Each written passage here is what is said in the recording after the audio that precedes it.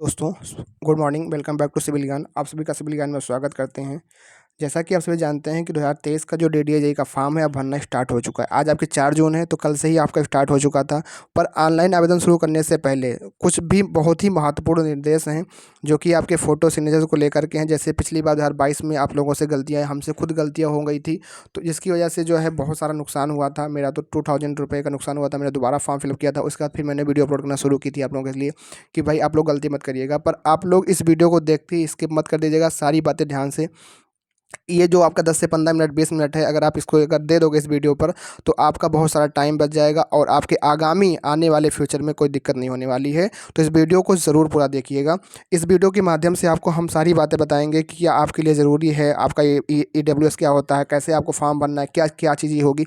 तो जीरो से लेकर के हीरो तक सारी बातें यहाँ आपको देखने को मिल जाएगी। इसके बाद आपको कोई भी वीडियो देखने की जरूरत नहीं पड़ेगी। तो इस वीडियो को पूरा देखिए। जैसे आप थंबनेल में ही देख रहे होंगे कि सबसे पहले बहुत से लोग गलती कर देते हैं, फ़ोटो को कभी लोग जो है चश्मा के साथ लगा देते हैं, टोपी लगाए रहेंगे तभी, ईयरफोन लगाए रहेंगे तब भी, मतलब ऐसे अपलोड कर देते हैं। तो ऐसे लोगों की फ़ोटो जो है रद्द कर दी जाती है। तो ये बात तो लिखी है। दूसरी बात, फ़ोटो आपकी सिंपल होनी चाहिए और जो बैकग्राउंड हो या तो वाइट हो या फिर लाइट बैकग्राउंड हो, मतलब हल्का बैकग्राउंड हो। ठीक है, जैसा कोई डार्क बैकग्राउंड नहीं होना चाहिए। तो इस बात को ध्यान रखना फ़ोटो में अंदर। और सिग्नेचर आपके जो है ब्लू पेन से भी कर सकते हो, ब्लैक पेन से भी कर सकते हो। इसे ऐसा लिखा हुआ है। ये जो बातें आपको बता रहा हूँ, अभी मैं आपको निर्देश भी दिखाऊंगा कि जैसे आप फॉर्म भरना शुरू करोगे वहाँ पे कुछ निर्देश आते हैं। तो मैंने फॉर्म रजिस्ट्रेशन कर दिया है और मैं अप्लाई करने जा रहा था, पर जैसे आगे प्रोसेस पे बढ़ा तो वहाँ पे EWS और OBC का मामला फंसता है। वो मामला हमारे लिए भी फंसा, क्योंकि वहाँ पे जो क्रूशियल डेट दे रखी है 1 अप्रैल 2023 के बाद का होना चाहिए। तो आप, मेरे पास भी 2022 का अंदर फरवरी का था और ओल्ड भी है, 1 साल पहले का भी है, पर वो न्यूली मांगा है, फाइनेंशियल ईयर मतलब नया जैसे स्टार्ट हो। तो मैंने अप्लाई कर दिया है, 10 से 15 दिन में आ जाएगा। तो जिन भाइयों के पास नहीं वो अप्लाई कर दे, लेकिन सारी बातें को मैं जो इंक्लूड करना चाहूँगा अभी बाद में बताऊँगा कैसे क्या आगे प्रोसीजर है। तो पूरी वीडियो ध्यान से देखिएगा। आप चैनल पर नए हैं तो चैनल को सब्सक्राइब भी कर लीजिएगा। तो यहाँ पे देखो, ऑनलाइन आवेदन आपका जो शुरू हो चुका है 3 जून से है। महत्वपूर्ण निर्देश के बारे में बात करेंगे। फोटो सिग्नेचर की साइज़ क्या होगी, विथिन 3 मंथ के अंदर होनी चाहिए। तो सारी बातें कहाँ पे लिखी हैं आप लोग आगे बढ़ के देख लीजिए। जैसे आप फॉर्म भरना शुरू करोगे आपके निर्देश यहाँ पे सामने आ जाएगा। तो जो आपको निर्देश यहाँ पर दे रखा है, कुछ कैंडिडेट के बारे में लिखा है यहाँ पे। कैंडिडेट फॉर्म भरने से पहले सारी निर्देशों को पढ़ लें। सबसे पहली बात लिखा कि opening date of time online registration जो आपका 3 जून है, जो कि आपका आज 4 जून हो, वो फॉर्म शुरू हो गया। 2 जुलाई इसकी लास्ट डेट है। 2 जुलाई इसकी जो है लास्ट डेट है अप्लाई होने की। तो ये बात आपको ध्यान रखना है। जो टेंटेटिव एग्जाम होगा आपका अगस्त से सितंबर के बीच में हो जाएगा। अभी कोई नोटिफिकेशन नहीं आया है प्रॉपर कि इस फला तारीख को होगा, ये कोई एक कंफर्म डेट नहीं है। तो ये बातें हो गई।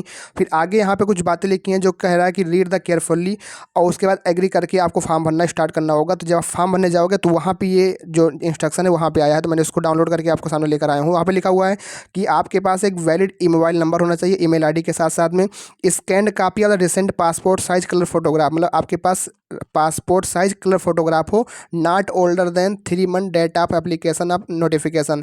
मतलब जब आपका नोटिफिकेशन आया उस नोटिफिकेशन से 3 मंथ पहले का ज़्यादा नहीं होना चाहिए, मतलब कि 3 मंथ ओल्ड नहीं होना चाहिए। बस ये बात को ध्यान रखना। ये बात, मेन बात तो यही है। यहाँ पे कुछ नहीं लिखा कि साइन हो, मतलब फोटो के ऊपर आपका जो है डेट हो, कुछ ज़्यादा मेंशन नहीं किया। बस ये कह रखा है कि 3 मंथ ओल्ड नहीं होना चाहिए। भाई आप लोग कहोगे कि मेरे पास 6 महीने का, भाई कुछ ना कुछ फोटो में चेंज आ जाता है। अभी मैं अपनी सारी फोटोज़ को दिखाऊंगा क्या क्या परिवर्तन आते हैं। तो ज़रूर आप लोग फोटो को ये इग्नोर मत करते हुए एक बार फोटो साइबर कैफ़े पे जाओ और जहाँ पे फ़ोटो स्टूडियो है वहाँ पे बोल दो भैया कि हमको सॉफ्ट कॉपी चाहिए। आप लोग तुरंत फ़ोटो क्या करते हो, निकलवा लेते हो। नहीं निकलवाओ मत, सॉफ्ट कॉपी बनवाओ। बोल दो हमको 10-15 रुपये लेगा, एक सॉफ्ट कॉपी बना दो पासपोर्ट साइज, उसको हमको व्हाट्सएप पे भेज दो, उसको हमें अपलोड करना है। बस बस ऐसे करा दो। मैं तो ऐसे ही करता हूँ। जब फोटो अगर ऐसे कोई बात आती है 3 मंथ के पहले बस जाता हूँ साइबर कैफ़े, वहाँ पे अपना जो है फ़ोटो खिंचा करके सॉफ्ट कॉपी में ले लेता हूँ व्हाट्सएप पे अपने, या अपने PDF फॉर्म में अपने ले लेता हूँ, उसको भी अपलोड कर देता हूँ। क्या ज़रूरत है हार्ड कॉपी निकलवाने की। तो उससे पैसा भी बच जाएगा और आराम से हमारा काम भी हो जाएगा। तो ऐसे कंडीशन में ऐसा काम करना चाहिए। तो ये बातें ना, तो देखो फोटो पे ऊपर ना डेट हो, ऐसा कुछ मेंशन नहीं है। बस 3 मंथ से ज़्यादा पुरानी ना हो। Candidate should ensure that the same photograph is use through out the requirement process. और हाँ, ये बात ध्यान रखना, जो फोटो आपने यहाँ पे लगाई है उसी फोटो को आपको पूरे रिक्वायरमेंट प्रोसेस में यूज करनी है। इस बात को ध्यान रखना। Photograph should be without cap हो, कैप ना लगी होनी चाहिए। जैसे कि यहाँ पे देखो ये भाई साहब कैप लगाए हुए हैं, ठीक है, चश्मा भी लगा रखे हैं, तो ये गलत बात है। And both year should be visible, दोनों जो कान हो दोनों विजिबल हों। इसका स्कैन सिग्नेचर आपके पास हो। Required certificate and document as mention in the advertisement application post. यहाँ पे देखो क्या रखा है कि सर्टिफिकेट और डॉक्यूमेंट जो मेंशन किया गया है आपके जो एप्लीकेशन ने आपको दिखाया था, जो एडवर्टाइजमेंट आया था, जो बातें उसमें कह रखी है, उस बात को ध्यान रखना। कैटेगरी वन से फिल, अगर आप एक बार कैटेगरी अपनी फिल कर देते हो EWS OBC SC ST, उसके बाद आपको चेंज नहीं करना, आप चेंज नहीं कर पाओगे, मतलब चेंज नहीं हो पाएगा और आपको अदर कैटेगरी का बेनिफिट भी नहीं मिल पाएगा। जिस कैटेगरी से आप हो, आप जिसको बनना चाहते हो, एक बार सोच लो कि हम EWS भरेंगे कि UR भरेंगे। OBC वाले तो कंफर्म होते हैं, पर UR EWS वाले दिक्कत करते हैं कि इनको कौन सी कैटेगरी में जाना है। तो ये अपना ध्यान रख लें, जिस हिसाब से इनको भरना अपना भर दें। Candidate may apply for multiple post as per eligibility, आप एक से अधिक पोस्ट के लिए अप्लाई कर सकते हो, पर यहाँ पे ये बात भी लिखा हुआ है कि अगर आप एक से अधिक पोस्ट के लिए अप्लाई करते हो तो आपका फार्म अलग अलग होगा और पैसा अलग अलग पे करना पड़ेगा, एग्जाम भी आपका अलग अलग पड़ेगा।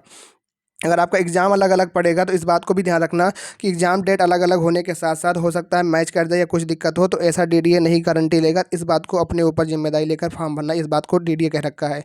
फिर यहाँ पे रखा क्रूशियल डेट के बारे में, यहाँ पे रखा क्रूशियल डेट फॉर क्लेम। अगर आप SC ST OBC EWS के लिए क्लेम करना चाहोगे कि हमको इसका बेनिफिट मिले, तब आपके पास जो क्रूशियल डेट दे रखा है वो आपको 1 अप्रैल 2023 के बाद, ये कहाँ लिख रखा है यहाँ पे तो नहीं लिखा, पर नोटिफिकेशन पूरा लिखा हुआ है, तो अभी मैं आपको दिखाऊंगा 1 अप्रैल 2023 के बाद का होना चाहिए, इस बात को ध्यान रखना। तो ये सारी बातें यहाँ पे लिखी हुई हैं, इसको बात ध्यान रखना। आगे चलते हैं, आगे यहाँ पे क्या नोटिफिकेशन का निर्देश है। यहाँ पे आपको दे रखा है कि फीस सबमिशन के बारे में है यहाँ पे कि करेक्शन बाद में विंडो ओपन होगा लेटेस्ट स्टेज में, पर अभी यहाँ पे नहीं। फिर यहाँ पे रजिस्ट्रेशन करना पड़ेगा, फिर आपको पूरा फॉर्म भरना पड़ेगा, ये बातें होंगी। सबसे पहले स्टेप में आपको रजिस्ट्रेशन करना पड़ेगा, फिर आपको जो है फॉर्म भरना पड़ेगा अगले। फिर यहाँ पे लिखा फोटोग्राफ इमेज के बारे में, यहाँ देखो फोटोग्राफ इमेज जो होगी आपकी, वो कह रहा है photograph must be recent passport size colour photograph with light background, light background हो। The sign of the scanned image should be between, मतलब 50 KB से 100 KB के बीच में आपकी फ़ोटो होनी चाहिए और साइन भी आपकी 50 KB से 100 KB के बीच में। फिर अगर एप्लीकेंट है साइन सिग्नेचर विथ ब्लू या ब्लैक पेन, कुछ भी हो, लेकिन जो पेपर वाइट पेपर ओनली, मतलब वाइट पेपर के ऊपर ब्लू से भी कर सकते हो, ब्लैक पेपर से भी कर सकते हो, ब्लैक पेन से भी कर सकते हो। ये आपके साइन के बारे में है। यहाँ पे कुछ गाइडलाइन दे रखा है फी एज अंडर, तो ये सारी गाइडलाइन को पेमेंट के बारे में गाइडलाइन है, आप पेमेंट के बारे में भली बात जानते हो, इसके बारे में जो है फॉर्म आपको 1000 रुपये का है। तो ये सारी यहाँ पे इंपॉर्टेंट इन्फॉर्मेशन थी। जब आप फॉर्म में जाओगे तो ये आपको पॉपअप मिलेगा, तो आप फिर खुद एक बार पढ़ लेना कहीं कोई कमी तो नहीं है तभी, क्योंकि अभी 1 महीना पूरा टाइम है, कोई जल्दबाजी वाली बात नहीं करनी है। आगे बढ़ो, अब यहाँ पे कुछ सिंपल दिखा देना फोटो की, देखो ये फोटो अपलोड कर सकते हो, पर ये मेरी फोटो जानते हो 2021 की फोटो है। फिर मैंने 2022 में जब ये लगा, मैंने पहले फोटो अपलोड कर दी थी, ये फोटो अपलोड की 1000 रुपये पे कर दिया था DDA को, पर पता लगा कि फोटो के ऊपर डेट होनी चाहिए थी, ये फोटो हटा करके फिर हमने ये फोटो अपलोड की 28/6/2022 को। ये फोटो अपलोड की, सुबह से फोटो के बाद डेट लिखा, कुछ नहीं, सिंपल इसमें 1000 रुपये और पे कर दिया, लगभग 2000 रुपये हमारा लगा था DDA एग्जाम 2022 में। पर इस बार नहीं लगने देना है किसी का, ना अपना किसी का भी। तो अब इस बार 2023 में ये फोटो अपलोड करूँगा। यहाँ पे देखो लाइट बैकग्राउंड है, बाकी एकदम सिंपल फोटो है 2023 में, अभी विदिन 1 मंथ की ये फोटो हमारी है, तो ज़्यादा कोई देर नहीं हुई है, तो आराम से फोटो अपलोड कर दूँगा। डेट वगैरह के बारे में कुछ मेंशन नहीं, डेट वगैरह नहीं डालूंगा, ये फोटो हो जाएगी। अब बात करें सिग्नेचर की, सिग्नेचर हमारी ये होती है, ये हमारी व्हाइट बैकग्राउंड होता है, यहाँ पे ब्लैक पेन से अपना कर सकते हो या आप रेड ब्लू पेन से भी कर सकते हो, ये आपका सिग्नेचर का टाइप हो जाएगा।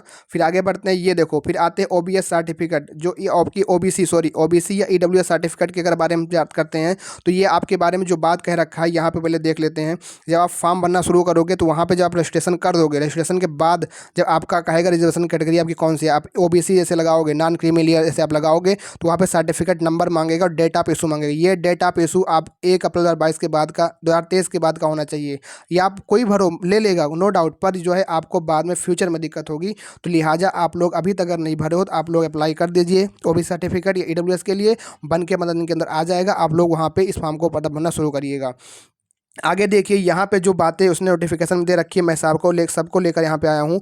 जो नोटिफिकेशन में बात रखी है कि फाइनेंशियल ईयर, यहाँ पे आप देख लीजिए कि आपका जो जो होना चाहिए 1/4/23 से लेकर के 2/7/23 के बीच में होना चाहिए, मतलब जो आपको ABA, मतलब ये जो फाइनेंशियल ईयर के बेस पे होना चाहिए। देखो फाइनेंशियल ईयर थोड़ा डाउट इसमें लोगों को लगता है कि 21-22 ये कर रखा है, तो इसका मैंने हिंदी निकाला, तो हिंदी क्या मतलब निकल के आता है, देखो हिंदी मतलब क्या निकल के आता है, मैंने आपको भाई देखो दिखा देता हूँ, कोई दिक्कत नहीं है भाई, आराम से समझो, आराम से फॉर्म भरो, कोई दिक्कत वाली बात नहीं। एक ही बार मौका मिलता है, दोबारा कहीं अगर मौका हाथ से चला गया तो वापस नहीं आएगा।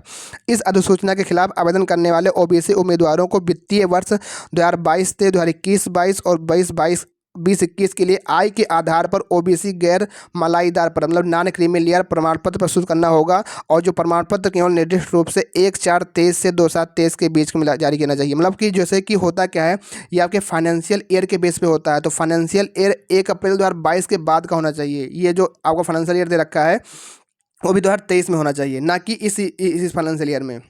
2022-23 के फाइनेंशियल ईयर में ये आपका 1/4/23 के बाद का होना चाहिए। तो ये बात को ध्यान रखना। यही बात सेम कह रखा है आपको ईडब्ल्यूएस में। एक उम्मीदवार केवल आर्थिक रूप से कमजोर वर्ग के आरक्षण का लाभ प्राप्त करने के लिए पात्र होगा यदि उम्मीदवार केंद्र सरकार द्वारा जारी मानदंडों को पूरा करता है, उसके पास वित्तीय वर्ष के आय के आधार पर अपेक्षित आय और संपत्ति प्रमाण पत्र है। 2022 और 2023 प्रमाण पत्र 2023 के लिए मान्य होगा। मतलब 2022-23 और 2023 जो प्रमाण पत्र मान्य होगा उसकी भी जो निर्देश तिथि होगी 1/4/23 और 2/7/23 के बीच में होनी चाहिए। ये भी बात को भी ध्यान रखना, चाहे आप ईडब्ल्यूएस से हो चाहे आप ओबीसी से हो। तो इन दोनों के लिए आपका 1 अप्रैल 2023 के बाद का होना चाहिए और 2/7/23 के पहले का जारी किया चाहिए। मतलब कि 1 अप्रैल के बाद का ही होना चाहिए। इस बात को ध्यान रखना और तभी अपने फार्म को भरना शुरू करना। ये बातें यहाँ पे नोटिफिकेशन दे रखी हैं, तो मैंने सोचा आप सभी को जानकारी दे देता हूँ। देखो मेरे पास ये है, देखो आप कैसे पता करोगे सेंट्रल गवर्नमेंट का नहीं है। यहाँ पे लिखा रहता है under the government of India, नहीं तो उत्तर प्रदेश शासन ने form the certificate to be produce by other backward classes applying for appointment to post under the government of India. मतलब गवर्नमेंट ऑफ इंडिया और यहाँ पे जारी दिनांक रहता है। यहाँ पे जिला तहसील आवेदन क्रमांक ये सब रहता है। यहाँ पे सारा आपका डाटा पर लिखा रहता है। फिर यहाँ पे लिखा रहता है this is also certified that he she does not belong to the person of creamy layer. मतलब कि क्रीमी लेयर से बिलोंग नहीं करते हैं, मतलब ये नॉन क्रीमी लेयर से बिलोंग करते हैं। ये सारी बातें यहाँ पे लिखी रहती है। उसके बाद ये under the government of India लिखा रहता है। तो ये आपका ओबीसी का है और सेंट्रल गवर्नमेंट, तो ये प्रोफार्मा होता है। इस तरीके से हमारे जिला जो हमारा जो जिला है लगता है अयोध्या, वहाँ पे इस तरीके से बनता है। इस हर एक ज़िले का अलग अलग प्रोफार्मा होता है, पर ये इस बातें सारी मेंशन होती हैं। जो एक्ट होता है, जो आर्टिकल होता है, सारी बातें यहाँ पे लिखी होती हैं। और यहाँ पे तहसीलदार तहसीलदार जितने भी लोग उनकी साइन वगैरह होती है। तो उम्मीद करता हूँ सारी बातें आपको यहाँ पे समझ में आ गई होगी कि किस तरीके से अपने फॉर्म को भरना है। फ़ोटो और हस्ताक्षर के बारे में बता दी हमने, ओबीसी सर्टिफिकेट क्या होगा और महत्वपूर्ण निर्देश और भी कुछ ऐसी जानकारी होगी तो हम इस वीडियो के माध्यम से अपने चैनल के माध्यम से आपके साथ शेयर करेंगे। तो अगर आप चैनल पर नए हैं तो चैनल को सब्सक्राइब कर लीजिएगा और ऐसी ही जानकारी प्राप्त करने के लिए हमारे साथ जुड़े रहिएगा। तो thank you so much watching for this video. अगर वीडियो अच्छी लगी है चैनल को लाइक कर दीजिएगा, वीडियो को लाइक कर दीजिएगा, चैनल को सब्सक्राइब कर दीजिएगा। ठीक है, आगे हम लोग बात करते हैं। थैंक यू, जय हिंद, जय भारत।